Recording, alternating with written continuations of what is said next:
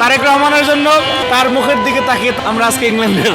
তারেক রহমানের জন্য এই প্রজন্ম আমরা ছাত্রদলের জীবনের সকল সুখ আমাদের অনেক কিছু বিসর্জন দিয়ে তার মুখের দিকে তাকিয়ে তার সংগ্রামের সহযাত্রী হয়ে আমরা আন্দোলন করেছি।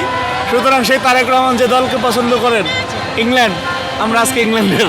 আমি ব্যক্তিগতভাবে আছি ইংল্যান্ডের এবং না, আমি আসলে কোনো দলের বিষয়ে সমর্থনের বিষয়ে কোনো সিরিয়াস ছিলাম না, কিন্তু যখন তারেক রহমানের মুখ থেকে বা ইশারা ইঙ্গিতে বের হয়েছে তখন তার কোনো কথাই নেই।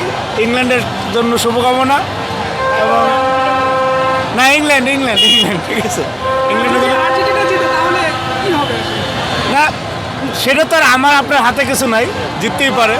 কিন্তু এই দুঃখের বিষয় হলো, আই এম সরি যে আমি গাড়িতে বসে কথা বলে যাচ্ছিলাম, যে বাংলাদেশে এখন পর্যন্ত যে অপ্রীতিকর ঘটনাগুলি ঘটেছে এই খেলাকে কেন্দ্র করে, সেটা সম্পূর্ণ অপ্রত্যাশিত।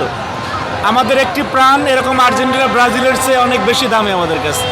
সুতরাং বাকি যে সময়গুলি তাতে যাতে কোনো অপ্রীতিকর ঘটনা না ঘটে, এবং আপনাদের প্রতি যেহেতু আপনারা আমাকে ধরেই ফেলেছেন রাস্তার ভিতরে, একটা অনুরোধ থাকবে যে অনেক সাংবাদিক দেখি যে মেয়েদেরকে প্রশ্ন করে কিন্তু একটা ভুলভাল উত্তর না দেওয়া পর্যন্ত সেই প্রশ্ন চলতে থাকে।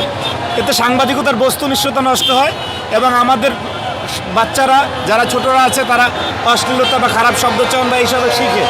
এগুলি যাতে কেউ না করে আপনাদের কাছে অনুরোধ থাকবে যাতে খেলার মধ্যে সীমাবদ্ধ থাকে, এটা যাতে কোনো অপ্রীতিকর কোনো কিছুর দিকে না ঘোরায়।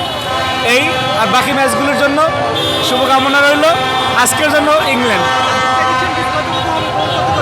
আমার মনে হয় 2-1 গোলে হয়তো ইংল্যান্ড জিততে পারে।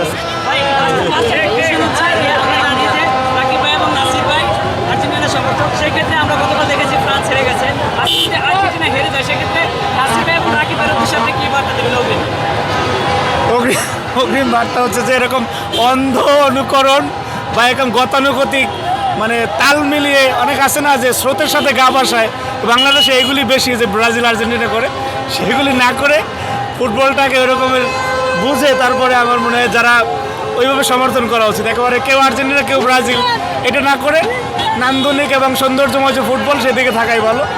এবং আমরা সবাই আজকে ইংল্যান্ড ইনশাআল্লাহ।